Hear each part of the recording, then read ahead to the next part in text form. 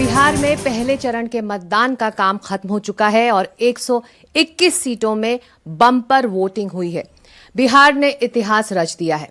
तो इस नए रिकॉर्ड के, इस इतिहास के क्या मायने हैं, इसी को समझने के लिए हम पहुंचे हैं केंद्रीय मंत्री और बीजेपी के बिहार चुनावों के प्रभारी धर्मेंद्र प्रधान जी के पास।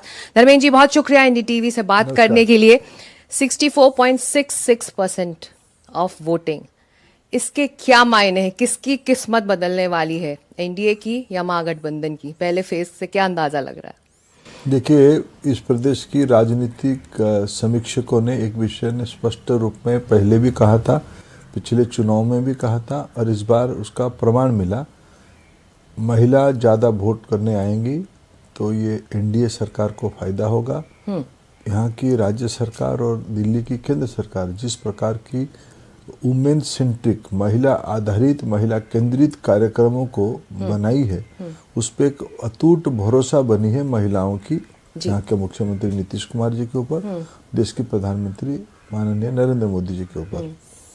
यहाँ की महिला चावल के बारे में गिनाते हैं, खाद्यान्न के बारे में गिनाते हैं, वार्धक्य भत्ता के बारे में गिनाते हैं और अभी अभी जीविका योजना के तहत जीविका दीदियों को सशक्तिकरण में, एम्पावरमेंट में जो आर्थिक अनुदान मिला और आगे की जो संभावना है, ये सारे एक पैकेज बने हुए है। ज़्यादा महिला वोट देने आए यानी एनडीए की एक प्रचंड बहुमत की ओर बढ़ोतरी होगी। तो किस्मत नहीं बदलेगी महागठबंधन की, आप ये कह रहे हैं? देखिए, उनके पास कुछ कार्यक्रम, योजना, कुछ विश्वसनीयता होता है। तो प्रजातंत्र में सीता जी, विश्वसनीयता एक बहुत बड़ी फैक्टर होती है। वायदे तो सब करना चाहिए, करते हैं चुनाव में भी। कोई कहता है कि मैं चांद ला के दूंगा, सूरज ला के दूंगा, और तारे भी ले आऊँगा, हिमालय जी को भी ले आऊँगा, वो तो वादे होते हैं, लेकिन उसको पूरा कौन कर पाएगा, इसकी एक बहुत समय से परखा हुआ चीज़ होती है।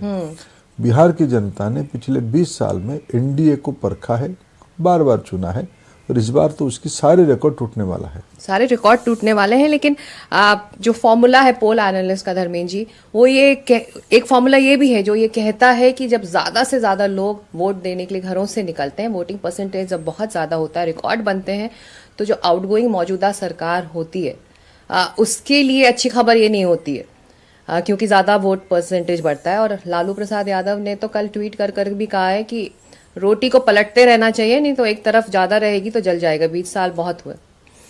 देखिए, मैं आपको अनेकों उदाहरण दिखा सकता हूँ जहाँ प्रो इनकमेंसी वोट भी आते हैं, जिन्होंने कभी काम नहीं किया, लोगों को ठगा, लोगों को छल में रखा, उनकी मन में डर रहता है कि भाई हम बार बार चुन के आएंगे कि नहीं आएंगे। गुजरात में हम निरंतर जीत रहे हैं, मध्य प्रदेश में हम निरंतर जीत रहे हैं, महाराष्ट्र में हमने पिछले सरकार को फिर जीता। पिछले लगभग 3 टर्म से महाराष्ट्र में बीजेपी एनडीए की शासन चल रही है। ये बिहार में हमने पिछले 20 साल से काम कर रहे हैं। हर एक बार तो ये प्रश्न रहते हैं, हमारे प्रतिद्वंदियों के सामने ये प्रश्न रहना ही स्वाभाविक है। लेकिन उसके बाद अभी भारत की राजनीति में विश्वसनीयता की वोट, हम केंद्र में लगातार 3 बार प्रधानमंत्री मोदी दायित्व लिए हैं। ये एंटी इनकम्बेंसी वोट थोड़ी ना है, ये प्रो इनकम्बेंसी वोट है। अभी काम जो करेगा उसके प्रति लोगों की भरोसा और विश्वास भी बढ़ेगा। इन दिनों में चुनाव में उसका रिफ्लेक्शन हो रहा है। तो प्रचंड बहुमत से आपको और ज्यादा भरोसा है कि एनडीए की सरकार लौट रही है, और ये भरोसा जनता जता रही है, जिसका नेतृत्व नीतीश कुमार कर रहे हैं। आप लोग लगातार कह रहे हैं कि उनके नेतृत्व में हम ये चुनाव लड़ रहे हैं, ये एक स्टेटमेंट है। लेकिन जो आप लोगों से बार बार ये पूछा जा रहा है कि उनके नेतृत्व में चुनाव लड़ना और उनके नेतृत्व में अगर एनडीए सरकार लौटती है तो सरकार बनाना है, इन दोनों स्टेटमेंट में फर्क है, तो हिचक क्यों होगी? कोई फर्क नहीं, कोई हिचक भी नहीं है। इसको स्वयं प्रधानमंत्री जी ने भी कई बार क्लैरिफाई किया है, हर एक सभा में क्लैरिफाई किया है। और हमने कहा कि हमारे वहाँ वैकेंसी थोड़ी ना है, जिनके वहाँ खाली है, कभी पिताजी बने थे, कभी माताजी बने थे, कभी बहन की मन में आई थी, कभी भाई बना हुआ है, कभी दूसरे भाई भी बनना चाहता है, उनके वहाँ प्रतिस्पर्धा है, हमारे वहाँ स्पष्टता है। पिछले 20 साल में एनडीए यहाँ बरकरार है और यहाँ के हमारी चेहरा नीतीश कुमार जी, नीतीश कुमार ही चेहरा रहेंगे, आप ये कह रहे हैं। लेकिन अब अंदाजा लग पा रहा है इस रिकॉर्ड को देखते हुए, गृह मंत्री कह चुके हैं 160 का आंकड़ा होगा। इसमें बढ़ोतरी होगी, क्योंकि इस तरह की अगर वोटिंग हो रही है और जो आप कह रहे हैं कि महिलाएं अगर घर से निकल रही हैं तो एनडीए के लिए अच्छी अगर नहीं, महिला निकल चुके हैं। आपने काली खुद ही अभी आपने बताया, बिल्कुल। हर एक कंस्टिट्यूंसी में पिछले चुनाव की तुलना में अच्छा संख्या में मतदान महिलाओं की बढ़ी है। ऐसे पुरुष और महिलाओं की तुलना में 8-9% ज्यादा महिलाएं वोट दे रहे हैं, और उसमें से भी हर एक रिकॉर्ड, पिछले बार महिला जितना वोट दिए थे इस बार और ज्यादा दे रहे हैं। ये प्रमाणित होती है यहाँ नागरिक दायित्व महिलाओं ने ज्यादा निभाना। तो 160 से आंकड़ा आगे बढ़ेगा आप लग रहा है? देखो, पहले फेज हमारे देखते हुए। नेतृत्व ने 160 कह ही दिया है, मैं भी उसमें सहमत होता हूँ, लेकिन मैं एक बहुत बड़ी विजय की ओर स्पष्टता से दिख रहा हूँ। आप ये बताइए कि पहला फेज खत्म होते होते कल दिन भर शाम को विजय सिन्हा जी का मामला, लखीसराय का मामला वो विवादों में घिरा। ऐसा क्या हुआ, आप लोगों को क्या जानकारी मिल पाई है इस वक्त कि वो अपने ही इलाके में निशाने पर आ गए? शुरुआती जानकारी जो मिली पुलिस और प्रशासन की तरफ से, वो ये कहने लगे कि जो स्थानीय लोग थे वो उन्हें घेराव कर रहे थे क्योंकि वहां पर काम नहीं हुआ है, चाहे वो सड़क हो, चाहे वो ड्रेनेज का जो मामला वहां पर था, उसको लेकर नाराजगी थी, उसको लेकर गुस्सा था, जिसके निशाने पर विजय सिन्हा। चुनाव में ऐसे एक आधा बार छूट-फूट घटना हो जाती है, दिखना पड़ेगा क्या हुआ। मैंने भी कल अखबार पर टीवी में विशेष करके उसको मैंने देखा था। तभी और ज्यादा डिटेल्स आप लोग के पास नहीं है? तो वो चुनाव में ये इस प्रकार की थोड़ा नोक-झोंक हो ही जाती है। तो नहीं नोक-झोंक रही, लेकिन उसके बाद उनको गुस्सा भी आया। उन्होंने कहा हम जीत कर जब आएंगे तो छाती पर बुलडोजर चलाएंगे। तो ये बयान क्या सही है? कल उन्होंने ये बयान भी वहां पर चुनाव की तनाव में कुछ हो जाता है। मूल विषय है कि एनडीए की बहुत बड़ी विजय हो रही है। तो ये गुस्से में कहा गया बयान है, लेकिन इसको लेकर जो विरोधी हैं वो लगातार सवाल उठा रहे हैं कि ये किस तरह का एरोगेंस है। देखिए, कोई एरोगेंस नहीं, हम नम्रता के साथ बिहार की जनता के पास जा रहे हैं। प्रधानमंत्री जी, मुख्यमंत्री जी, गृह मंत्री जी, पार्टी के तमाम नेतृत्व बिहार की जनता के सामने अपने गुहार लगा रहे हैं, अपने हाथ जोड़ रहे हैं कि हमने काम किया है, हमारी ये विश्वसनीयता है, ये हमारी ट्रैक रिकॉर्ड है, हम ये करना चाहते हैं, हमारा ये संकल्प है, उस पर आप आशीर्वाद करिए। और पहला फेज में मतदान अच्छे हुए हैं। और दूसरा जो इलाका रहा मोकामा, उसको लेकर तमाम सवाल होते रहे प्रचार अभियान के दौरान भी, और कल भी सबकी निगाहें मोकामा की तरफ थी। तो हम ये समझना चाहते हैं कि मोकामा में पहले तो अनंत सिंह को टिकट देना, जिन पर 28 से ज्यादा मामले शायद चल रहे हैं, फिर वो हत्या होना जिसके बाद वो गिरफ्तार होकर अंदर गए, उसके बाद केंद्रीय मंत्री का वहां पर चुनाव प्रचार करना, फिर उनके बयानों पर फिर विवाद। तो जो जंगल राज के खिलाफ आप लोग लगातार अपने युवा वोटर्स से, महिलाओं से अपील कर रहे थे कि लौटने मत दीजिए, तो उस अपील पर डेंट नहीं लगा क्या ये जो मोकामा में जो हुआ है? देखिए, कल मोकामा का खबर में रख रहा था, मोकामा कल शांति से वोट दिया है। कुछ चीजों को प्रायोजित करके बढ़ा चढ़ा के दिखने से सत्य मैंने छुपेगा नहीं। बिहार में आप जंगल राज को किसी भी समय के साथ तुलना नहीं कर सकते हो। अगर आप बिहार के समाज में जाओगे, विशेष करके जो उस समय में लोग नागरिक अपना अनुभव बताते हैं, शायद आज़ाद भारत में इस प्रकार की अत्याचार शासन की ओर से किसी भी इलाका में नहीं हुए थे। 74 में इमरजेंसी लगी थी देश में, कई सारे अधिकार छीने गए थे, अत्याचार भी हुए थे, लेकिन 90 से 2005 की जो 15 साल की पीरियड रहा, कहीं एससीडी में किसी को नहलाना, ये आपने कभी अनुभव सुना था क्या? ये हुआ था बिहार में। भ्रष्टाचार, भाई भतीजावाद, परिवारवाद, नारी के ऊपर अत्याचार, गरीबों के ऊपर अत्याचार। आप भूल रहे हैं, जब आपने रिपोर्टिंग शुरू किया होगा, बिहार के चुनाव में न्यूज आती थी कितने की मौत हुई, कितने बूथ लुटे गए, कितने आगजनी हुई। आज पूरा 121 सीटों की चुनाव हो गया, इस प्रकार की कोई घटना सामने नहीं है, और प्रजातंत्र में हिंसा की कोई स्थान नहीं है, कोई भी करे वो कानून से ऊपर नहीं है। अब सेकेंड फेज पर आते हैं। सीमांचल वो इलाका है जिस पर सबकी निगाहें, 24 सीटें हैं वहां पर। सीमांचल को लेकर तमाम सवाल बीजेपी से कहे जा रहे हैं, लेकिन आपसे बेहतर बिहार कोई नहीं समझता। आप खुद मानते हैं कि इसके बहुत सारे सोशल लेयर्स हैं, और आपने कहा है कि ये आप लोगों की प्रतिबद्धता है कि इस सोशल फैब्रिक में से एक सोशल फॉर्मूला निकाले, और इसीलिए छोटी बड़ी पार्टियों के साथ यहाँ आपका अलायंस है।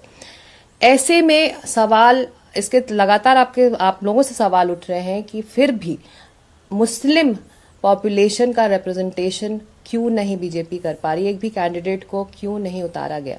नहीं, हमारे एनडीए में मुस्लिम कैंडिडेट है, ऐसा नहीं है कि हम जितने के आधार पे चुनाव में प्रत्याशी लगाते हैं, और हमारी जो सामाजिक गठबंधन हुई है उसमें से हम समाज की वंचित वर्गों को, समाज की सर्व वर्गों को, दोनों की बैलेंस करते हुए चुनाव में प्रत्याशी देते हैं। और हमें कोई किसी भी प्रकार की भीटो में हमारी विश्वास नहीं है कि इतना होना ही चाहिए, नहीं, जीतने वाला होना चाहिए। तो विनेबिलिटी वाला कोई मुस्लिम कैंडिडेट बीजेपी के पास नहीं था कि 4 कैंडिडेट हमने दिया, तो बीजेपी का नहीं है?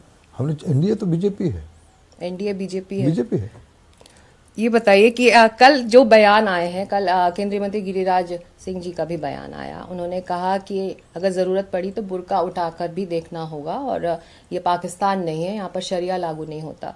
ऐसे में आप कह रहे हैं कि महिला वोटर्स का भरोसा है एनडीए पर, तो जब सीमांचल में वोटिंग होगी तो महिला वोटर्स का भरोसा क्या होगा जब इस तरह के बयान आएंगे आपके वरिष्ठ नेताओं से? देखिए, किसी के बयान पे मत जाइए, चुनाव की व्यवस्था क्या है उसमें जाइए।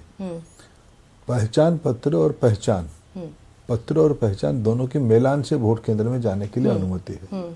ये नई प्रक्रिया नहीं है, ये पहले से भी हुई है, हर एक चुनाव में हुई है, बिहार में भी हुई है, इस बार भी हुआ है।